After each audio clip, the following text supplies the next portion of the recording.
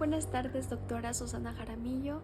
Mi nombre es Iván Aguirre y el día de hoy les voy a dar a explicar un poquito sobre la fase precientífica de la criminología. La frase precientífica de la criminología. Como contenidos tenemos el hombre primitivo, las civilizaciones antiguas, Grecia y Roma y avances médicos que todos estos 4 puntos importantes nos ayudarán a conocer un poquito más. El hombre primitivo.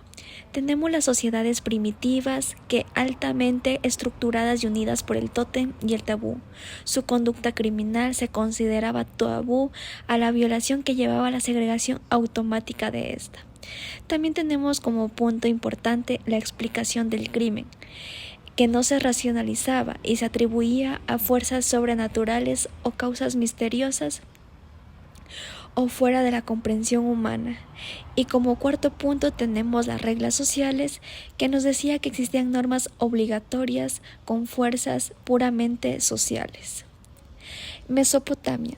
Tenemos 3 puntos importantes para poder entender un poquito más respecto al tema, que son las leyes asirias, que representan un avance al distinguir la intención de culpable, pasando de la responsabilidad objetiva a la subjetiva.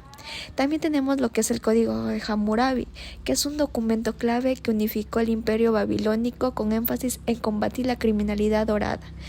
Y también tenemos una reforma judicial, que es la transferencia del poder de los sacerdotes a jueces laicos, promoviendo un sistema más secular. Esos 3 puntos importantes nos ayudan a conocer un poquito más sobre lo que era Mesopotamia. También tenemos lo que es Egipto, China e Israel. Y les voy a hablar de puntos importantes para darnos a entender lo que transcurría en Egipto, China e Israel. Egipto decía que tenía una integración cultural. También nos hablaba sobre el libro de los muertos, que es un texto funerario que incluye un catálogo detallado de faltas que podríamos decir que pecados. En China se decía que había avances de identificación. Los chinos conocían las huellas dactilares desde la dinastía Shang, un temprano método forense. E Israel, que nos decía que la Biblia como fuente criminológica. También tenemos la antigüedad griega, que es un tema recurrente del crimen, que presente en la mitología, altamente criminógena, como figuras como Zeus, Hera y Hércules, que cometían actos delictivos. Pero también tenemos precursores de tendencias modernas, que se decía que en Grecia antigua se distinguen 3 grandes corrientes criminológicas, lo que es la biológica, sociológica y psicológica, que estas 3 nos ayudaban a saber un poquito más sobre la criminología desde ese entonces, con fuertes pensadores como Platón, Hipócrates, también Sócrates, entre otros. También tenemos pensadores griegos como Esopo, Alcmeón y Sócrates, que nos dan grandes aportes para entender lo que es la criminología. Esopo, que decía que fábulas que postulen con los crímenes son proporcionadas a la capacidad de los comete, surgiendo que el delito es un índice directo de la peligrosidad del sujeto. Y Sócrates abordó el encubrimiento criminal al afirmar que ocultar el crimen es tener parte de él.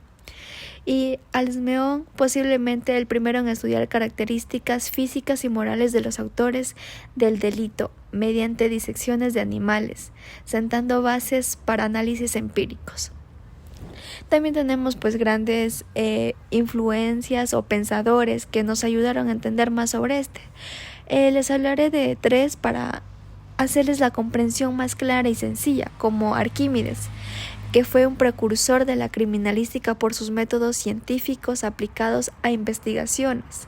Platón tenía antecedentes sociológicos modernos que argumentaban que el crimen es un producto del medio ambiente. Aristóteles, fundador de la psicología y de la corriente psicológica en criminología, entre otros. Y también tenemos los avances en Alejandría, que es la medicina forense. Que la medicina forense nos dice que son un avance significativo en identificación y análisis criminal, ayudándonos en la actualidad para descubrir varias fuentes. Y sin último también tenemos la antigüedad latina, que tenemos 5 puntos importantes para poder entender esto, que sería un enfoque predominante. La cultura latina se centró en el derecho penal, la polémica filosófica entre estoicos y como último punto tenemos que el crimen rompe los pactos formados por el crimen. Y culminado con esto, pues agradecer. Espero que esta explicación o exposición haya sido de su agrado y de su comprensión. Gracias.